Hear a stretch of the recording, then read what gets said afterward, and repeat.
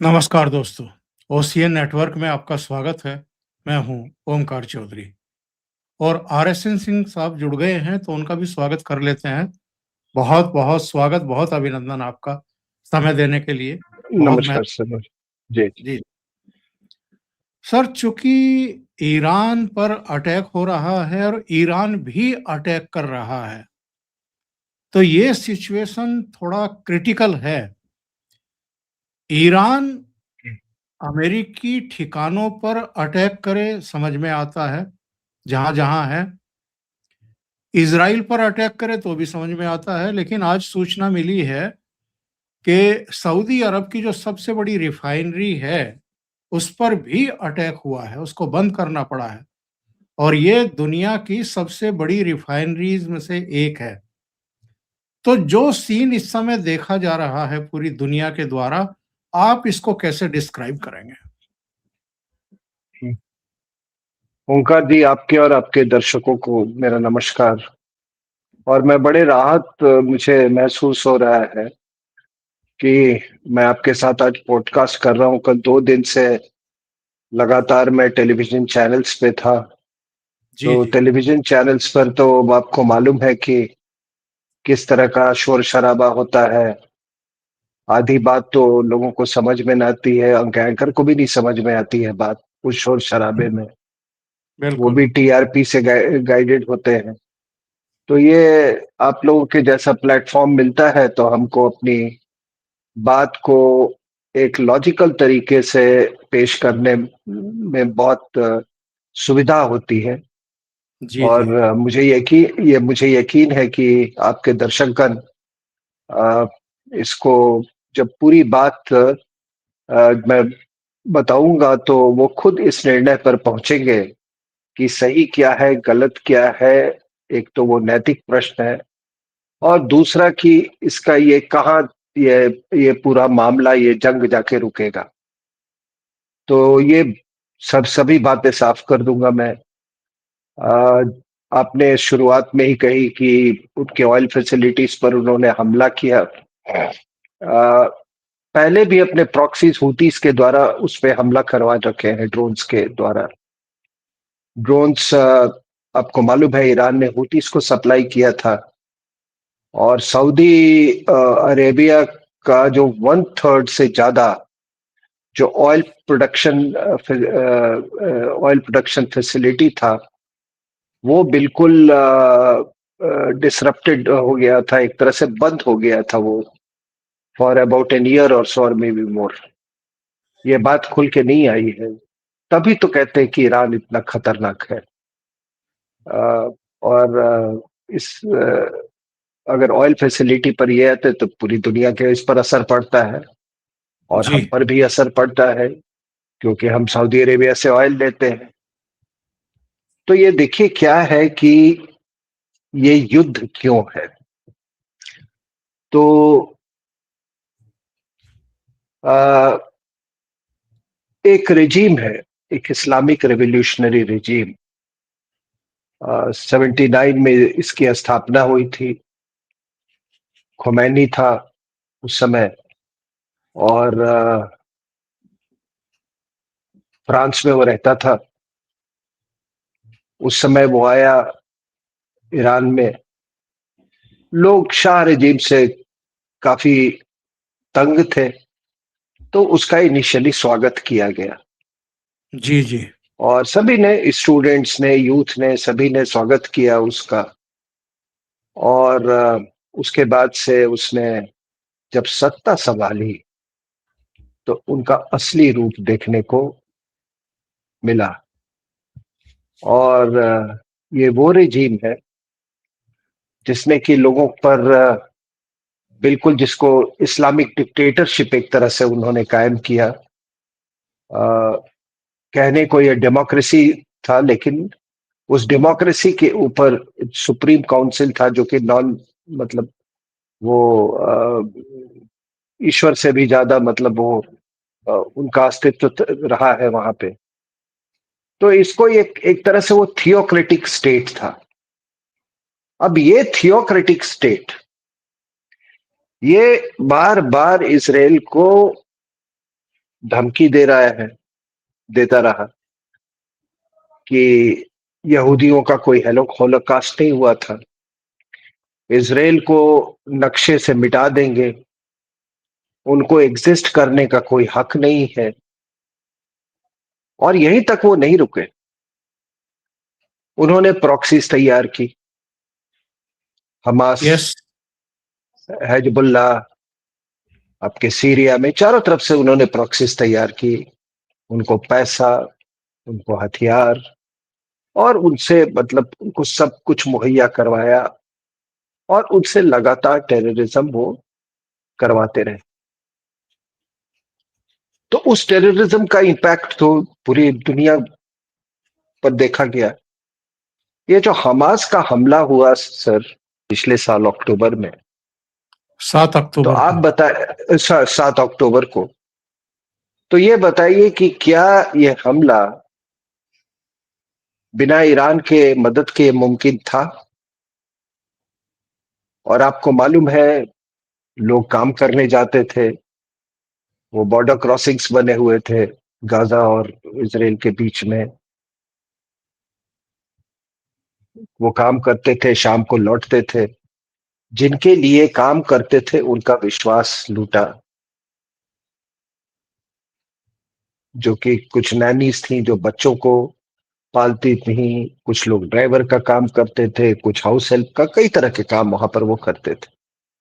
आपने उनका विश्वास जीता और अचानक एक दिन आप वो बच्चों को उठा के ले गए, एक दिन जिनके यहाँ काम करते थे उन्हीं को मारने लगे, और इस तरह से उनको अगवा भी किया, मारा भी। आपको मालूम है 1200 से ज्यादा लोग मारे गए थे उससे। जी और हाँ। जबकि वो जश्न मनाई ये पर, तो वहां से ये शुरुआत हुई। और शुरुआत हुई तो इन्होंने तय कर लिया कि भाई ये जो रेजीम है, ये रेजीम केवल पूरे दुनिया के जियोपॉलिटिक्स को केवल एक मजहबी चश्मे से दिखती। और कुछ लोग कहते हैं कि ईरान बहुत क्षुब्ध है। हमारे यहाँ भी लोग, मैं तो कई टेलीविजन चैनल्स पे गया और कई लोग बड़े परेशान हैं कि किसी देश को इस तरह से कैसे ये किया जा सकता है, टारगेट किया जा सकता है। जी जी। लेकिन लेकिन वो देश और ये रेजिम, ये भी कोई वेलवेट रूट से नहीं आए थे सर। जो ये अभी वर्तमान जो वहां पर डिस्पेंसेशन है, जो खमेनाई और के पूर्व जो रेजिम में, या उसके मतलब जो शुरुआती दौर में खुमैनी थे, वो तो फ्रांस से आया था। और किस तरह से उसने सत्ता ली और किस तरह से अपने लोगों पे टूट पड़ा, वो सबको मालूम है। तो इसलिए उन्होंने ये तय किया कि अब ईरान का वक्त आ गया है। अब आप बार बार कह रहे हैं कि इसराइल को एग्जिस्ट करने का ये नहीं है। जैसा मैंने कहा, प्रॉक्सीज आपने उनके खिलाफ तैयार कर दिए। वो प्रॉक्सीज यहां तक इस स्थिति पे आ गए कि उन्होंने रेड सी को पर जो जहाज जा रहे थे उन पर हमला बोलने लगे, वो ड्रोन्स के द्वारा। वो ड्रोन्स कौन दे रहा था हुतीस को? ईरान दे रहा था। उसका बिल्कुल। उसका उसका अंजाम क्या हुआ? उसका अंजाम ये हुआ कि स्वेज कैनाल होके, रेड सी के थ्रू आगे स्वेज कैनाल होके एक बहुत सिग्निफिकेंट परसेंटेज ऑफ शिपिंग जो है वो जोखिम नहीं उठाना चाहती थी। तो उन लोगों ने केप ऑफ गुड होप का उन्होंने रास्ता अपनाया, ठीक अपनाना शुरू किया। उसमें कहीं 15-20 दिन ज्यादा लगते थे। शिपिंग बिल्कुल। कॉस्ट बढ़ गए, शिपिंग कॉस्ट बढ़ गए तो इंश्योरेंस कॉस्ट भी बढ़ गए। और इंश्योरेंस कॉस्ट बढ़ने के बाद मतलब पूरी दुनिया में उसका उसका इन्फ्लेशनरी प्रेशर्स हुआ। और ये किसके कारण हो रहा था? ये सब ईरान के कारण हो रहा था।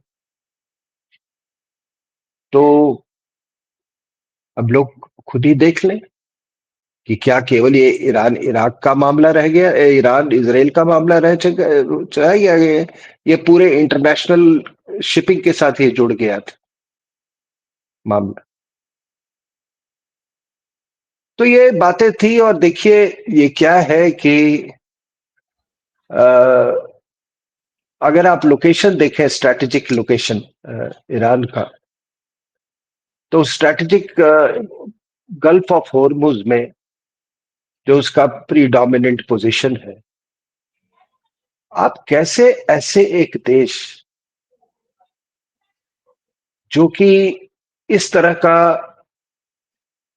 का जो रवैया अपनाता है अपने एडवर्सरी मजहबी दुश्मनों के प्रति, उसको आप कैसे मतलब एक ऐसे ही खुला छोड़ देंगे? उन्होंने क्या किया, उन्होंने मजहब को अपने न्यूक्लियर प्रोग्राम्स के साथ वो जोड़ दिया उन्होंने, जी। कि जिस दिन हमारे पास न्यूक्लियर वेपन्स आएंगे, जाहिर सी बात है उनका यही धमकी था कि हम तो ईरान को खत्म कर देंगे, इजराइल को। सॉरी इजराइल को हम खत्म कर देंगे। जी जी। तो ये तो पूरी दुनिया के लिए एक बहुत बड़ा मतलब एक खतरा था। तो लोगों को तो खुशी मनानी चाहिए कि ऐसा रेजिम गया। दूसरा है कि ये देखिए कई लोग कहते हैं कि वही नहीं, अब इनके जब संबंध जो इस्लाम, इनके जो रेजिम के बहुत घनिष्ठ संबंध है नॉर्थ कोरिया के साथ। चाइना चाइना का तो 23% सप्लाई ही ये कर रहे थे। ये तमाम कारण है जो कि भारत के मैं नजरिए से देखता हूं मैं। अब कहते अमेरिका क्यों आया सर इसमें, तो आपको मैं बताता हूं कि फर्स्ट वर्ल्ड वॉर के बाद जब ऑटोमन कैलिफेट टूटा, उस समय से वेस्टर्न कंट्रीज का यहां वर्चस्व रहा है। जी। और वो किस तरीके से, वो जितने ऑटोमन एम्पायर के जो टेरिटरी थे उसके पहले वो सन 1916 में एक साइक्स पिकॉट एग्रीमेंट हुआ था। ये एक सीक्रेट एग्रीमेंट था फ्रांस और ब्रिटेन के बीच में, और उसमें वो रशियंस का भी एसेंट था उस पूरे सीक्रेट एग्रीमेंट में। तो उन्होंने अपने आप में ये पूरे जो ये रीजन है ऑटोमन एम्पायर का, उसको इन्होंने आपस में बांट लिया था। ठीक है। तो उस दौरान ये लेवेंट का जो इलाका है, ये जॉर्डन, ये सब जॉर्डन, सदर्न इराक, ये वाला जो इलाका है, सदर्न इजराइल जो आज का है, पैलेस्टाइन के कुछ हिस्से, ये सारा ब्रिटिश मैंडेट में आया था। और सीरिया और ये वाला जो रीजन था और कुछ इराक का अपर पोर्शन, ये सब फ्रांस के उसमें आया था। ऊपर वाला जो पोर्शन था वो जो मॉडर्न जो अभी तुर्की है, उस वो वाला रीजन रशिया के उस पे गया था। तो उस समय इन्होंने आपस में इसको बांट लिया था।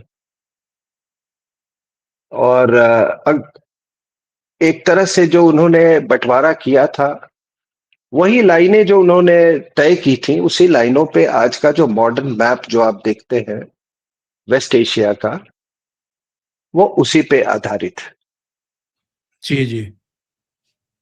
तो उन्होंने नक्शा भी बनाया था। तो ये देखिए, मैंने आपको कहा ब्रिटिश को जो इराक, जॉर्डन और वो का इलाका, फ्रांस को ये फ्रांस जो था वो लेबनान एंड सीरिया का, उसको ये उनके इन्फ्लुएंस में उसको डाला गया। तो सब ने अपने अपने इन्फ्लुएंस को एक जोग्राफिकल एरियाज में वो उन्होंने बांट लिया। और रशिया को मैंने बोला कि जो वेस्टर्न आर्मीनिया और जो इस्तांबुल, जो कॉन्स्टेंटिनोपल, वो वाला इलाका जो है वो रशिया को ये हुआ। तो जब ये सिलसिला उस समय से लेके जब तक ये इसराइल बना नहीं 48 में, यही सिलसिला ये चल रहा था। जी तो ये जो पार्टीशनिंग हुई थी सर, ये वो कोई एथनिसिटी वगैरह के उस पे नहीं हुई थी। कोई इसमें डेमोग्राफिक फॉर्मूला नहीं अप्लाया गया था। कहा जाता है 1908 में माजिद सुलेमान एक जगह ईरान में, वो वहां पे तेल निकल चुका था और बाद सभी जगह वो तेल के कुएं निकल रहे थे, तो बड़ा प्राइस पोजीशन था, तो इन्होंने वो उसी के हिसाब से जो नॉन ऑयल वेल्थ के जो एरियाज थे उसको उसी हिसाब से इन्होंने बांट दिया, कुओं के हिसाब से, ऐसा कहते हैं, और उन्होंने स्ट्रेट लाइनें बना दी। तो आप अगर मैप देखोगे तो इसमें बड़े स्ट्रेट स्ट्रेट लाइंस, जो आप अरब पेनिनसुला इसका इसका आप मैप देखोगे तो है क्या सर कि आप देखिए ये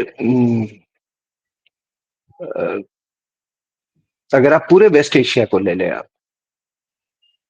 तो आप देखिए जो लेवेंट का रीजन जो है, जिसमें ये आपके इराक जॉर्डन और ये सब है, वहां पर तो जी तबाही चल ही रही है। फिर एक नॉर्थ अफ्रीका रीजन है, वहां आपने नॉर्थ अफ्रीका में आपने देखा कि ये पूरा मैं वेस्ट एशिया मुस्लिम वर्ल्ड की बात कर रहा हूँ।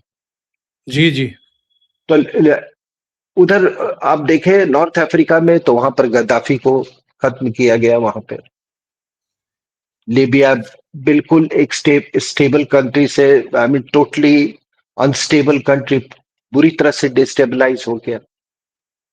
आप इधर आए अगर ये सीरिया की तरफ, अगर ये तो आप देखें वहां पर ये हलचल हुई और वहां से फिर इनको जो जो भी अपहीवल हुआ, तो जो वहां के रूलर जो थे उनको रशिया में शरण लेना पड़ा। ठीक है। और मेसोपोटामिया का इलाका जो रीजन है, वहां सदाम हुसैन को खत्म कर दिया गया, और अब ये ईरान का वक्त है। तो पूरे जो जो क्षेत्र जिसको मैंने कहा, नॉर्थ अफ्रीका, मेसोपोटामिया, ईरान, ये पूरे इसको इन्होंने एक के बाद एक के बाद एक के लेवेंट, एक के बाद एक के बाद एक के बाद एड्रेस किया। अरेबियन पेनिनजुला बचा रहा,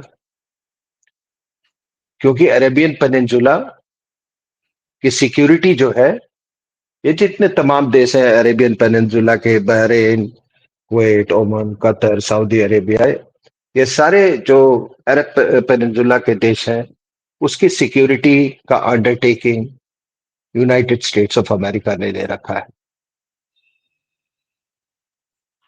तो एक तरह से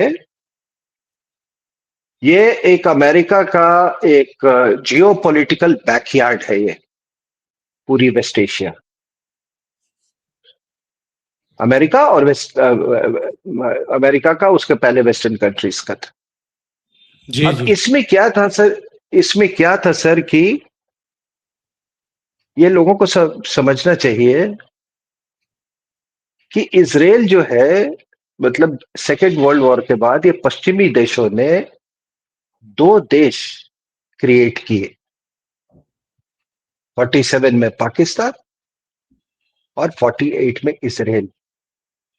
दोनों अपने सामरिक यानी कि अपने स्ट्रेटेजिक एजेंडा के तहत। और इसराइल को क्यों किया, क्रिएट किया, डिमांड तो बहुत पहले से चल रही थी। वो बल्फोर डिक्लेरेशन और जियानिस्ट मूवमेंट, वो सब अपनी जगह पे है, लेकिन इसराइल को क्रिएट किया गया था क्योंकि Suez canal was very very important. Oil तो निकल गया था, ऑयल जाएगा किस रास्ते से? सुएज बिल्कुल कैनाल होके जाएगा, वो मलक्का होके जाएगा। और अगर सुएज कैनाल पर इनका कब्जा हो गया तो वेस्ट तो कोलैप्स कर जाता, ऑयल के बिना और ट्रेड के बिना। तो इसराइल को क्रिएट किया गया वहां पर for security of Suez canal, और उनका कैलकुलेशन गलत नहीं था। कोल्ड वॉर का पीरियड था, आपके जो इजिप्ट के नासर थे उन्होंने उसको नेशनलाइज किया, और फिर आपको मालूम है कि उसके बाद जंग हुई, और उसके बाद से तो अभी कुछ लोग ये कल पूछ रहे थे कि इसमें अमेरिका कहां से कूद पड़ा। अमेरिका कहां से कूद पड़ा? एक टेलीविजन चैनल पे था, जी जी। और वो भी एक वरिष्ठ फौजी। अमेरिका कहां से कूद पड़ा? अरे भाई, अमेरिका है, Israel is an extension of America. वो उसका उसको उसको उसको क्या बोलेंगे, वो एक अमेरिकन आउटपोस्ट है वेस्ट एशिया में। शायद बिल्कुल। बहुत कम लोगों को मालूम होगा कि कई प्राइम मिनिस्टर्स हुए हैं इजराइल के जिनका डुअल सिटीजनशिप रहा है। कई साल अमेरिका में बताया और फिर यहाँ इजरायली पॉलिटिक्स में आके फिर प्राइम मिनिस्टर बने, ऐसे कई एग्जाम्पल्स। तो ये बिल्कुल अमेरिका की लड़ाई है। अमेरिका के वजह से ही अभी मतलब इजराइल को डिप्लोमेटिक और जितनी मिलिट्री सपोर्ट, ये सारा कुछ वहीं से मिलता है। इजराइल कोई हार्ड प्लेटफॉर्म्स नहीं बनाता है, सही। वो डिफेंस के इलेक्ट्रॉनिक और वो सब सारे इक्विपमेंट, बहुत सोफिस्टिकेटेड इक्विपमेंट वो सब बनाता है। बट हार्डवेयर तो के लिए तो अभी भी वो यूएसए पे डिपेंडेंट। तो अब देख लीजिए कि अमेरिका के लिए कितना इंपॉर्टेंट है। और एक देश ये कह रहा है कि हम तो इसको मैप से हटा देंगे। मैप से हटा देंगे तो इसका मतलब कि आप पूरे उस रीजन में अगर इजराइल को हटा दिए तो जो अरब, मान लीजिए हाइपोथेटिकली इन्होंने कोई न्यूक्लियर वेपन ठोक दिया बनाने के बाद, या ये तब तो पूरा मतलब सारा वेस्ट एशिया कोलैप्स कर जाएगा, जो प्रेजेंट अरेंजमेंट जो है वेस्ट एशिया। बिल्कुल बिल्कुल। एक एक एक, एक ये जितने आपके गल्फ स्टेट्स हैं, जो अरब पेनिनसुला के स्टेट्स हैं, इनमें क्षमता नहीं है कि वो अपने आप को प्रोटेक्ट कर सके। एक तो पॉपुलेशन बेस बहुत लो है, दूसरा है कि उनका उनका कोई मिलिट्री इंडस्ट्रियल कॉम्प्लेक्स नहीं है। तो इसलिए हर कंट्री के कुछ उनके पास स्ट्रैटेजिक एसेट्स होते हैं, कुछ स्ट्रैटेजिक लिमिटेशंस होते हैं। स्ट्रैटेजिक एसेट है कि उनके पास ऑयल है, स्ट्रैटेजिक लिमिटेशन भी यही है कि ऑयल है लेकिन डेमोग्राफी नहीं, टेक्निकल एक्सपर्टीज नहीं। तो इसलिए वो किसी की तो ये ईरान पे हमला इसलिए भी जरूरी हो जाता था क्योंकि ये पूरी मतलब ये रीजन को इस तरह से, जो मैंने बातें कही कि इस पूरे रीजन पे इम्पैक्ट कर रहा था। और आप इसीलिए देखेंगे, और आपके दर्शकों को एक और बात बता दूं कि 1945 में जब याल्टा कॉन्फ्रेंस हुआ था, जिसमें चर्चिल, स्टालिन और ये आपके प्रेसिडेंट रूजवेल्ट, तो उसके बाद से वो लौट रहे थे प्रेसिडेंट रूजवेल्ट, तो एक जहाज क्विंसी पे 6 घंटे की मीटिंग हुई थी किंग साउद अब्दुल अजीज से।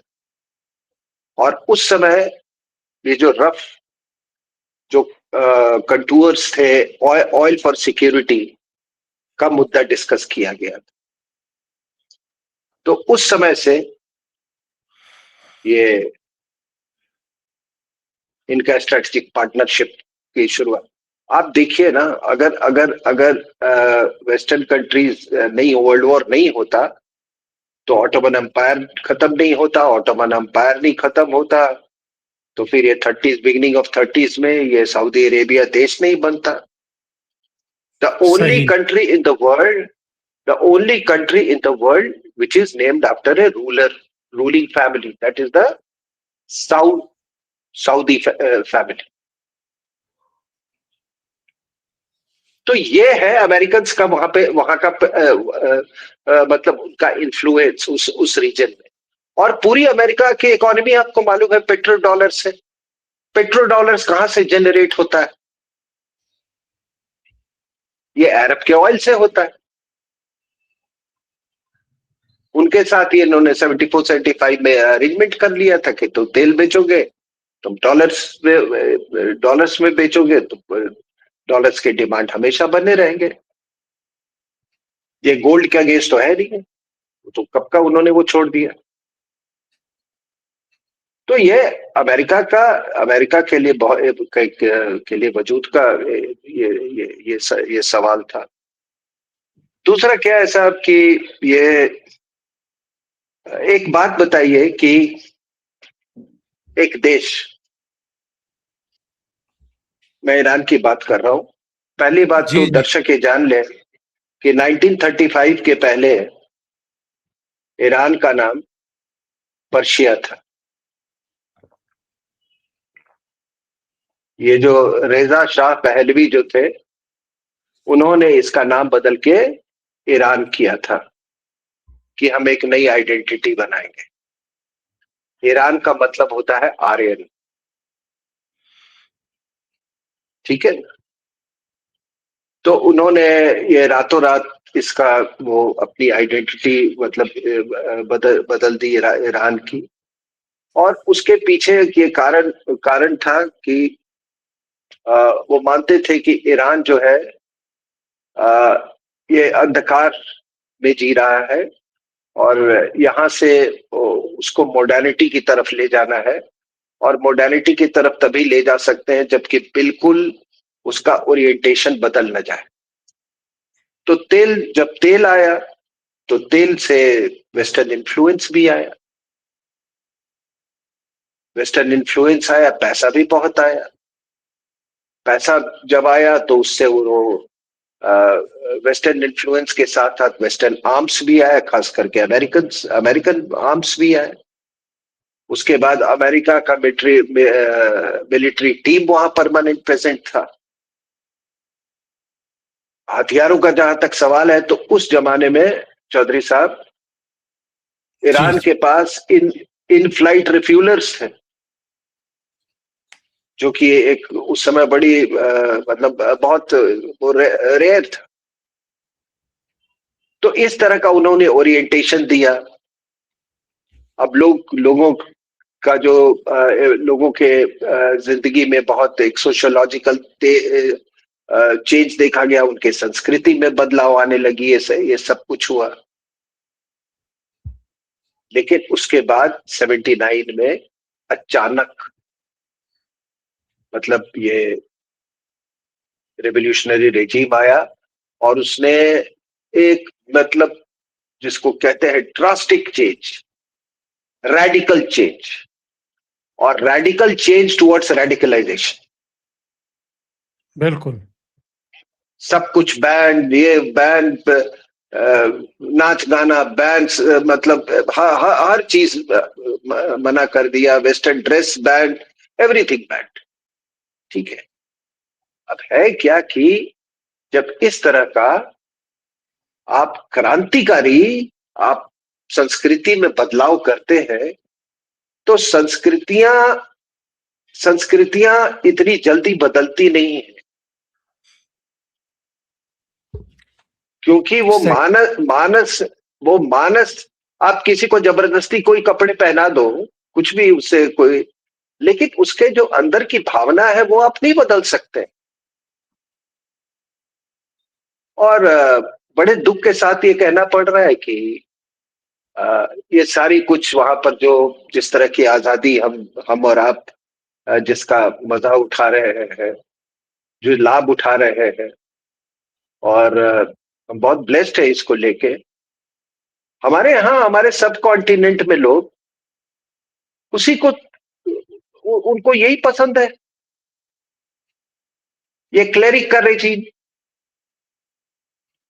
ये हुआ क्या था साहब कि हिस्टोरिकली इस ईरान में, पर्शिया में क्लेरिक्स का बहुत बड़ा रोल था।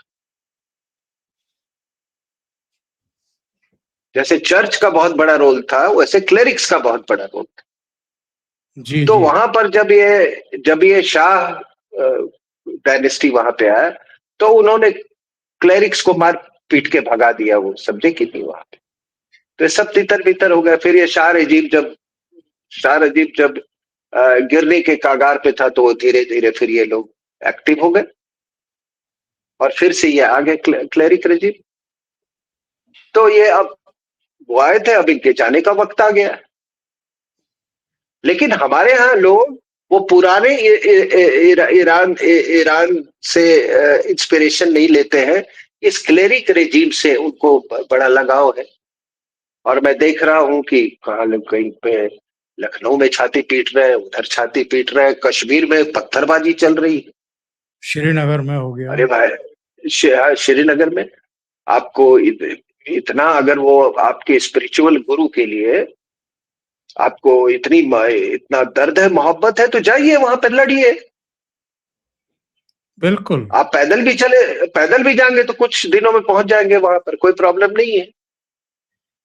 आखिर आप भाई, वो आपका मजहबी गुरु है, मजहब के लिए तो कुछ भी कर सकता है आदमी। तो वहां जाके लड़िए ना, यहाँ पत्थर चलाने से क्या फायदा। ठीक है ना। और आप देखिए, पूरे, अगर आप जियो स्ट्रेटेजिक लोकेशन देखिए सर, आप अगर ईरान का, तो आप देखिए इसके, ये 6 इस्लामिक कंट्रीज से ये घिरा हुआ है। ठीक है ना। तुर्कमेनिस्तान, पाकिस्तान, ठीक है ना। जी। आर्मेनिया के साथ भी है, बहुत छोटा बॉर्डर है आर्मेनिया, मतलब that is the only non Muslim country. तुर्की है, अफगानिस्तान है, तुर्कमेनिस्तान है, ऐसे कोई छह छह कंट्री है ये। अजरबैजान है, ठीक है ना, जिसके साथ 611 किलोमीटर का बॉर्डर है। और तुर्कमेनिस्तान है, करीब 1000 किलोमीटर बॉर्डर। अफगानिस्तान और पाकिस्तान दोनों के साथ लगभग 900 किलोमीटर मीटर का बॉर्डर है। इराक के साथ, वेस्ट में इराक है, कोई 1500-1600 किलोमीटर का बॉर्डर है। तो तुर्की के साथ ऑलमोस्ट 500 किलोमीटर। मैं कहना क्या चाहता हूँ कि चारों तरफ से वो, there are Islamic countries all around. और फिर आप पर्शियन गल्फ ले लीजिए, उस पार भी पूरा इस्लामिक वर्ल्ड है। सही। लेकिन कोई इसके मदद के लिए नहीं है। कोई कोई इसके मदद के लिए नहीं आया। तो जो ये इस्लामिक वर्ल्ड का जो उम्मा की बात करते हैं, और ये Islamic world, what is this Islamic world, ये देखिए आपके सामने भी, ये बिल्कुल ये उदाहरण है इसका। कोई सामने नहीं आया, लेकिन हिंदुस्तान में छाती पीट रहे हैं। हिंदुस्तान तो में, पाकिस्तान में। जी जी। तो सर अभी क्या है कि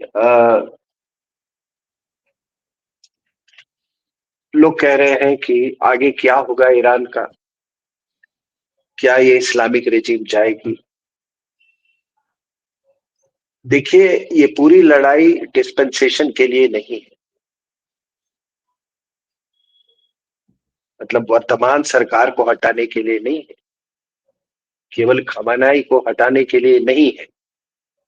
ये पूरी जंग जो है, ये इस्लामिक रेवोल्यूशनरी रेजिम को हटाने के लिए है। ये व्यवस्था को ही खत्म करने के लिए है। और इसीलिए मैं कोई भी ये बातचीत का रास्ता, ये एक दिखावा था, एक परफेक्ट्री, जिसको अंग्रेजी में कहते हैं परफेक्ट्री मोशन, वो एक परफेक्ट्री मोशन था। ठीक है। वो चाहे वो कितना भी क्लाइंब डाउन कर जाते न्यूक्लियर वेपन्स प्रोग्राम को लेके, उससे कुछ हासिल नहीं होने वाला था, क्योंकि उन्होंने तय कर लिया है कि रेजिम को जाना है। और इन लोगों ने बड़े सिस्टमेटिकली इन्होंने पूरी कार्रवाई की है। आप देखें, वो अक्टूबर 7 के बाद पहले हमास को खत्म किया, फिर जो है हिजबुल्लाह को खत्म किया, फिर सीरिया से बशर अल असद को भगाया गया, ठीक है ना। तो ये सारे इनको वहां पर इसके प्रॉक्सीज को डील करने के बाद, और उस समय ईरान पर भी हमला हुआ, उस 12 दिन के हमले में इन्होंने ईरान की क्षमता को बहुत इत्मीनान से उसको टेस्ट कर लिया इन्होंने। बिल्कुल।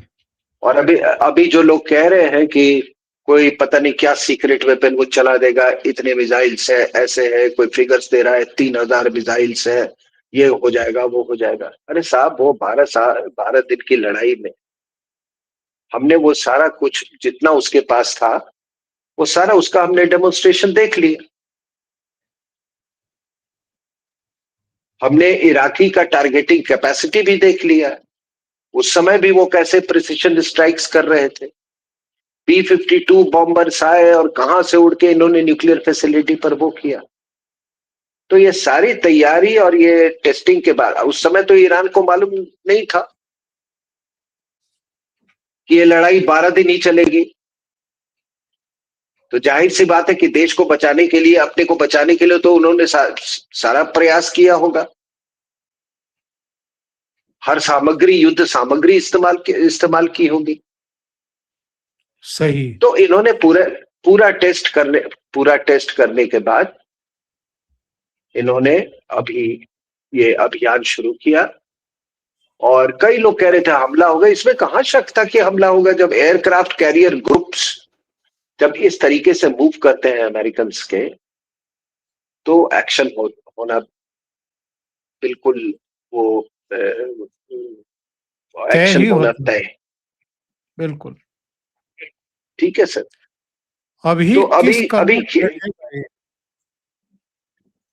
तो अभी अभी क्या है सर इसके साथ कि अ, इस लड़ाई के बारे में एक और मैं बात बता दूं जी जी। कि मैंने पहली बार देखा है कि लड़ाई के शुरुआत में ही ये टॉप लीडरशिप जो है वो डिकैपिटेट हो गई। मतलब जो पूरा ऊपर का जो लेवल, जो लीडरशिप था, खत्म लड़ाई के शुरुआत खत्म। में। बिल्कुल। ऐसा मैंने इतिहास में नहीं देखा है। हम्म। लीडरशिप अमूमन युद्ध हारने के बाद उसको एलिमिनेट किया, जैसे कि सद्दाम हुसैन, जैसे कि हम्म। गद्दाफी, ठीक है, या कोई भी। तो ये जो डीकैपिटेशन जो हुआ है वहां का, और ये बिना प्रिसाइज इंटेलिजेंस के तो संभव नहीं था। तो अगर प्रिसाइज इंटेलिजेंस, जो हाईएस्ट डिसीजन मेकिंग जो लेवल है, उसके बारे में कोई प्रिसाइज इंटेलिजेंस दे रहा है, तो आप समझ सही। जाइए कि कितनी कितनी आपस में कितनी फूट है वहां पे। और ये फूट तो इस मतलब ईरान की जो वर्तमान बनावट है, जो राजनीतिक बनावट, उसमें इनहेरेंट है। आप साहब एक रेवोल्यूशनरी रेजिम लाते हैं और आपको लोगों से डर लगता है। You are paranoid about the own people. आपको ये डर लगता है यार कि कहीं हमारी सत्ता को उखाड़ के फेंक न दे, ये हमारे ही लोग ना उसको उखाड़ के फेंक दे। तो आप क्या करते हैं?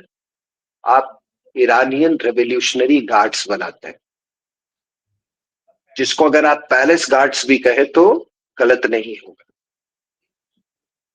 तो ईरानियन रेवोल्यूशनरी गार्ड्स क्या है मेन मकसद इनका? ठीक है, लड़ाई वो उनका मेन पर्पस था the protection of the clerical regime.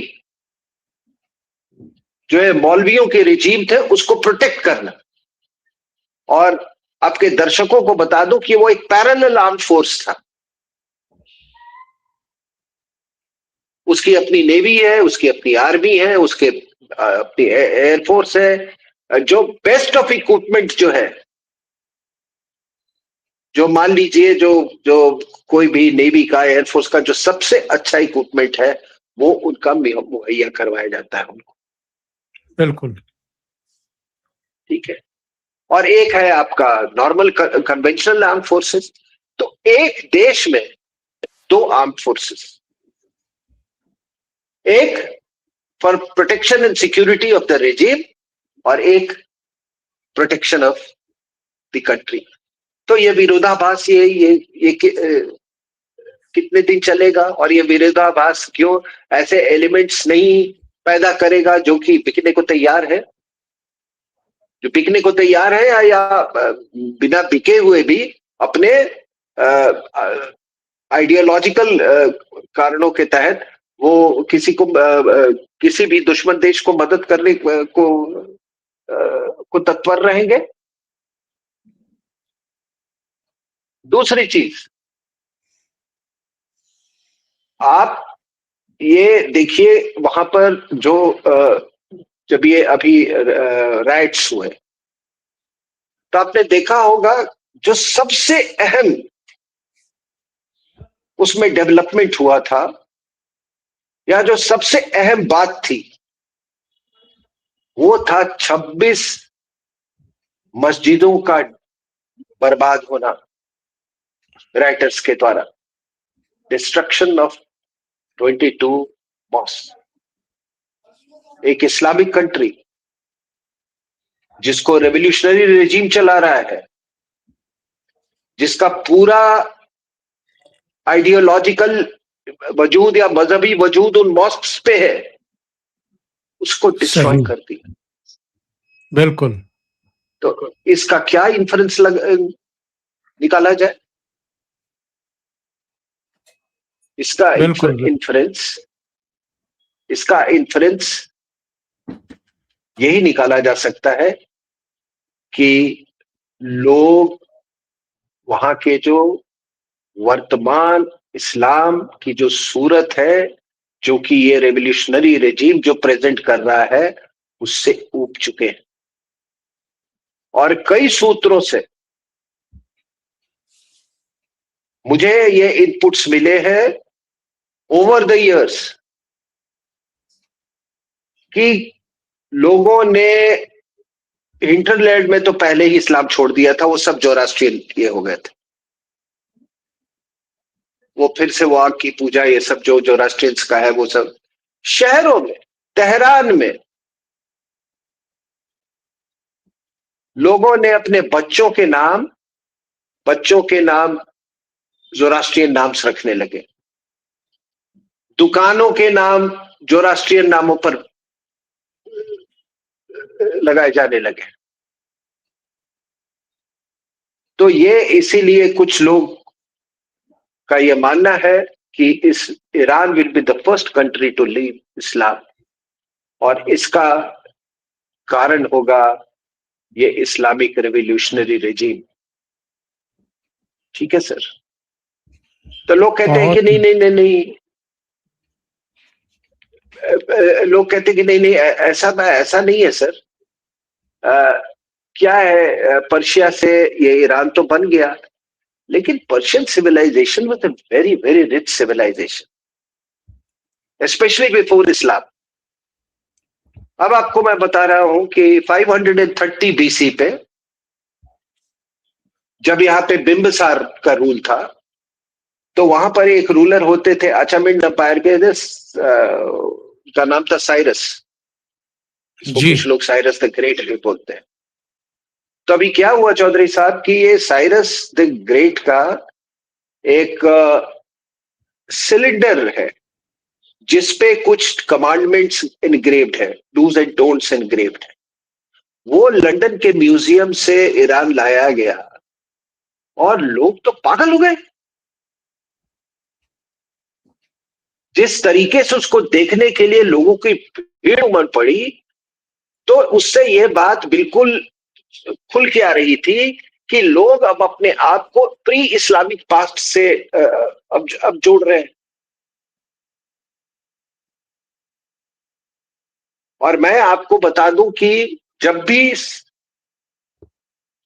भी कोई जियोपॉलिटिकल बदलाव आता है, जब भी कोई मजहबी बदलाव आता है, जब भी कोई सामाजिक, तो आप उसका एक इम्पीटस होता है कि बाहर का कोई फोर्स। मिसाल के तौर पे जब यहाँ पे 1398 में तैमूर का अटैक हुआ, जी जी। वो तो हमला करके चला गया वो, लेकिन उसी समय सारे ये सल्तनत वगैरह सारे टूट गए। बंगाल सल्तनत हुआ, बहामनी किंगडम सब ये हुआ, और उसी समय विजयनगर अंपायर का भी राइज हुआ। ठीक है। उसी तरीके से जब ईरान पे मंगोल्स का अटैक आया, तो ये जो अरब्स है वहां से, अरब्स का जो इन्फ्लुएंस था, बोलबाला था, वो खत्म हुआ। फिर ये पर्शियन सिविलाइजेशन की तरफ इन्होंने मतलब एक तरह से फिर एडॉप्ट किया वो पर्शियन से, और अपना एक अलग उस पे उन्होंने धारा तय की नेशन बिल्डिंग की। और मैं बता दूं, यही वो बात नहीं रुकी। 1501 में जब सफाविद डायनेस्टी थी ईरान में, तो एक वहां के रूलर थे इस्माइल शाह। तो इस्माइल शाह ने कहा कि भाई ये तो बड़ा मुश्किल है। उस समय ईरान एक सुन्नी कंट्री था, उसके वेस्ट में ये पूरा आपका जो ऑटोमन ये था, मतलब ईस्ट में तुर्कमेनिस्तान, दो सुन्नी कंट्रीज, और बीच में ये। तो उन्होंने कहा कि मेरा वजूद क्या है, दाहिने तरफ सुन्नी देश, पावरफुल सुन्नी देश, बाई तरफ मुस्लिम, मैं बीच में, तो मेरे को ही खा जाएंगे ये लोग। तो उसने रातों रात डिसाइड किया 1501 में कि हम शिया पंथ अपनाएंगे, शिया मजहब है। तो उसने हुक्म दिया कि अब सारा देश शिया हो गया रातों रात, और कहा कि जितने सुन्नी मॉस्क्स जो है उसको तोड़ दो। सारे सुन्नी मॉस्क तोड़ दिए गए।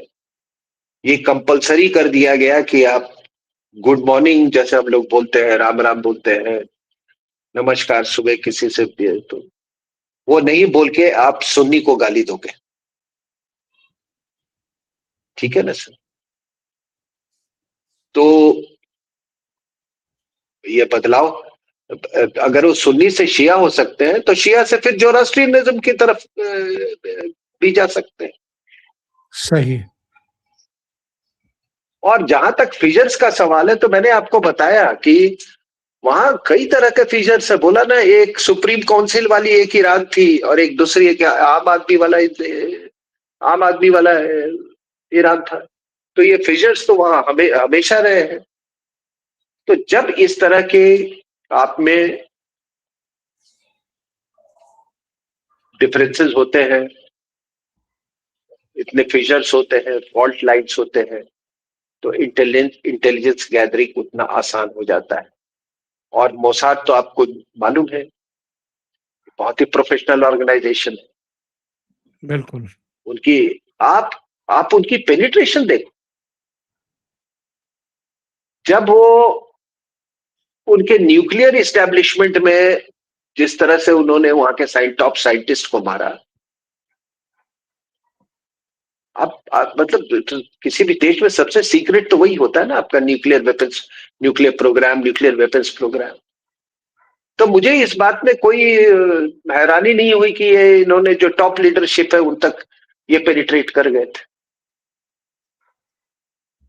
अब है क्या कि लोग ये कह रहे कि ये कितनी दिन लड़ाई चलेगी, क्या होगा। ये लड़ाई देखिए, उसको जो आप हमारे और आपकी जो मतलब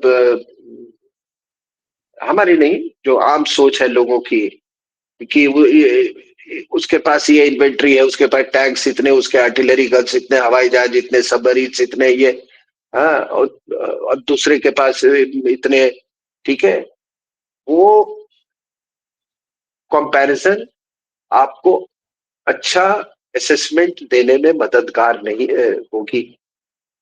ये लड़ाई है स्टैंड ऑफ वॉर, ये इंटेलिजेंस वॉर है, ये प्रिसिशन गाइडेड म्यूनिशन का दौर है, और इसमें अमेरिकन एंड इसराइलीज ईरान से कहीं आगे हैं, जिसका कि आपने डेमोन्स्ट्रेशन, जो ये पूरी युद्ध पद्धति का आपने एक उदाहरण ऑपरेशन सिंदूर में देखा। ये पहले क्या होता था कि जब आप किसी को कब्जा कर लेते थे किसी जमीन को, तो इंसर्जेंसी शुरू हो जाता था, लेकिन यहाँ पर जो इंसर्जेंसी होगी वो ड्रोन और मिसाइल्स का रूप लेगी सर। वो ये पहले के इंसर्जेंसीज की तरह नहीं होगी कि जो अमेरिकन फोर्सेस हैं, जो वहां पे उनके जो बूट्स एंड ग्राउंड है, उनको तबाह करना, उनको मारकर बॉडी बैग्स अमेरिका भिजवाना। कोई बूट्स ऑन ग्राउंड वहां नहीं जाने वाला है। ये पूरी वॉर जो होगी ये स्टैंड ऑफ वॉर होगा। तो ये एक नया दौर है, कुछ दिन ये सब चलेगा, ये ड्रोन्स जाते रहेंगे। पहले भी हुतीज तो ड्रोन्स और मिसाइल्स तो यूज करते रहे ना, ईरान के दिए बिल्कुल रॉकेट्स तो यूज करते रहे ना हमास, तो वो चलता रहेगा। लेकिन ये लड़ाई तब खत्म होगी जब ये पूरा Iranian revolutionary regime, Islamic revolutionary regime जब पूरी तरह से वहां पर उसका खात्मा हो जाएगा, तभी ये लड़ाई खत्म होगी। अगर ऐसा नहीं हुआ तो फिर अमेरिकन के क्रेडिबिलिटी का सवाल है।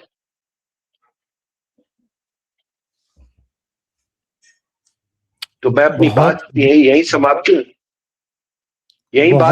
करता हूं।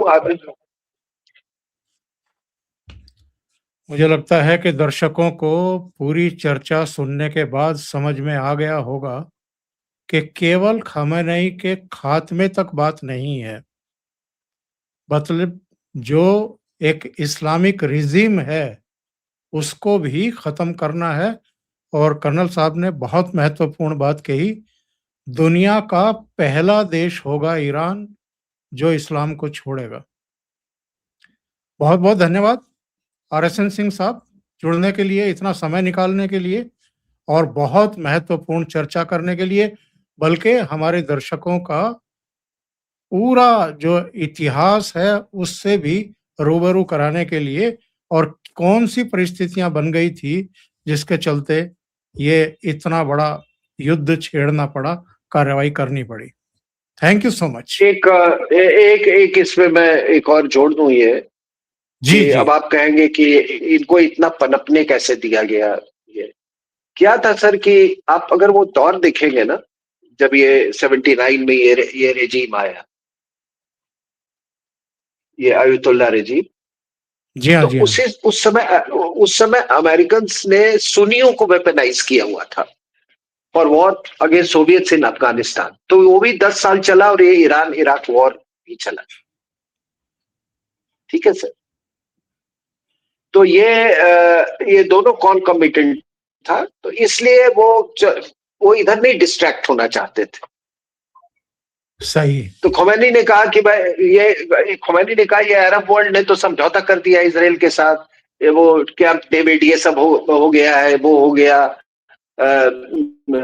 और अरब वर्ल्ड तो ठुक चुका था कई बार इसराइल से। तो कहा कि हम इसको बर्बाद करके छोड़ेंगे। ठीक है ना सर। जहां तक हमारी बात है, तो मैं दर्शकों को ये बता दूं आपको कि हमारा यहूदियों से क्या झगड़ा है सर। उन्होंने तो हमारा कुछ नहीं बिगाड़ा है। वो उस रीजन से 3 मजहब है, 3, जुडाइज्म से क्रिश्चियनिटी निकला, जुडाइज्म से इस्लाम भी निकला। तो जो लोग जहां से वे निकले, जो स्रोत था, ये जिसको अब्राहमिक रिलीजन्स बोलते हैं, उस सोर्स, उस स्रोत से हमको क्या हमारी दुश्मनी है? हम किसी के कहने पर हम क्यों दुश्मनी लोगे? तो बिल्कुल। हमारे लिए इजराइल कैसे विलेन हो गया और वो कैसे हमारे अपने हो गए? तो ये हमारी जो नीति होगी, नीति है या सोच है, इस बात पर बिल्कुल हमको फैक्टर इन करना चाहिए कि हम ये जितने अब्राहमिक रिलीजन्स हैं उसमें हमको जुडाइज्म से हमारा कोई परहेज नहीं है। They are as honourable. और जहां तक ज़ोरास्ट्रियंस का सवाल है, आप देखिए यहाँ पे पारसीज जो है, कितना ब्रिलियंट कंट्रीब्यूशन है उन्हें उनका हमारे नेशन बिल्डिंग में। हम क्यों नहीं चाहेंगे कि वहां ईरान जो है पूरा फिर से इट गोज बैक टू ज़ोरास्ट्रियनिज्म? सही। क्या क्या क्या परहेज है आपका?